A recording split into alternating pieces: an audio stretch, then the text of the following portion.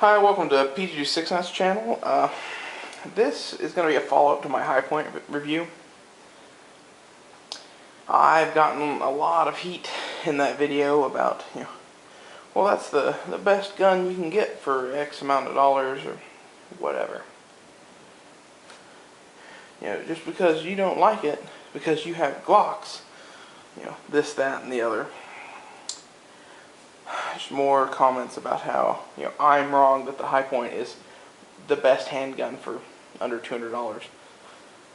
Have got me to thinking, maybe I should have shown good alternatives to the High Point as part of the video. Okay, only one of these guns is in the same price range as the High Point. One of them is close in my opinion. I mean, there are probably people out there who have less to spend. They probably wouldn't be able to afford it, but anyway, here are three options. They vary in price from $500 to $175. First up is the Glock 26. I'm using this because the High Point I reviewed was the C9, which had an 8-round capacity. 26, similar. It's compact, 10 rounds. You can have this. Sorry, I can't talk. This can be had for $500. Okay, it is a great gun. There's no one on the planet who would debate, the greatness of a Glock, compared to, having nothing. There's a lot of people out there who don't like Glocks compared to 1911s or compared to this or that. This gun costs more than High Point, is better than High Point. Okay, pretty much, period, end of sentence. But it is within most people's reach. That's why that's there. That's kind of the upper benchmark. These two guns, and to a lesser extent one that I do not have here with me, are the ones we're really going to be talking about. The one I don't have here is the Smith & Wesson SD9VE. You can get that gun for about $300. Great gun. What I have here is what, in my opinion, is an upgrade to it. This is the Shield. The MSRP on this gun is like $440. I see these pretty regularly around here for $375 to $400. Okay, especially the 40s right now. The 9s, people are still kind of trying to get a little bit more out of, but it's a $400 gun, and it's a good gun for $400. It's every bit as good as that Glock is. Safety kind of sucks on it, but it's in my opinion, this is unnecessary, as most safeties are, except maybe on 1911s. So if you have a little bit of extra money, High Point is probably going to be about half of this to get one. Half of what it would take to get you an M&P Shield. But this is definitely reachable. It's more reachable than that. And then the SD9VE is even more so. And here's the gun that I'm going to focus on in this video. The Tokarev. Now this is a 9mm Chinese Tokarev. That's the holster, a spare magazine, and cleaning rod it came with. Which, do you get with a High Point?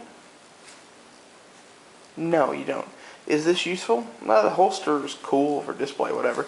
The magazine sure as fuck is. This is a Tokarev in 9mm. The Norinco 213, if you can see that there. It's a great gun. This is pretty much a 1911, except I spent $175 on this. Okay, and now, while the 9mm ones aren't that common, they're out there, and the 7.62 by 25 ones are even more common, and I'd honestly probably rather have that. Okay, I mean, I like that this isn't 9mm because I'm certainly, me personally, I'm going to shoot it more because I have more 9mm laying around. But I think in the long run, the other cartridge is probably going to end up being cheaper because the surplus ammo for now has kind of dried up. But Russian ammo, the new production stuff, is still cheaper than buying 9mm.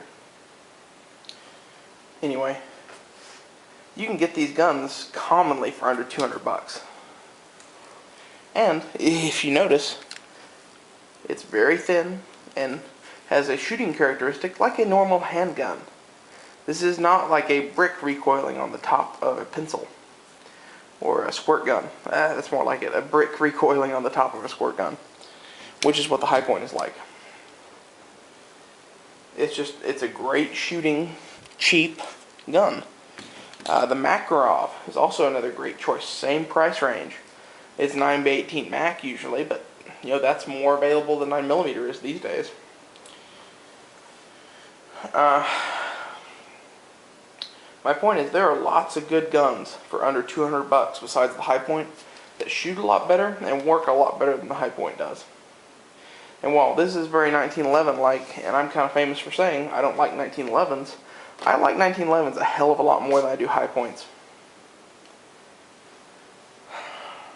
And if you seriously think your Hi-Point C9 is the best gun that you could ever own, period, much less for under $200, I think you're pretty delusional.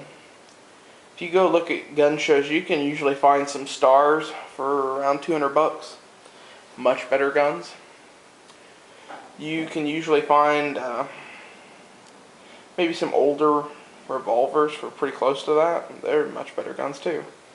There are lots of guns that beat the shit out of a Hi-Point that are older, maybe a little used, or military surplus. That if you don't ever look at those categories of guns and you only look at new guns, then maybe the Hi-Point might be the best new gun for under 200 bucks. But it's definitely not the best gun that you can acquire for under $200.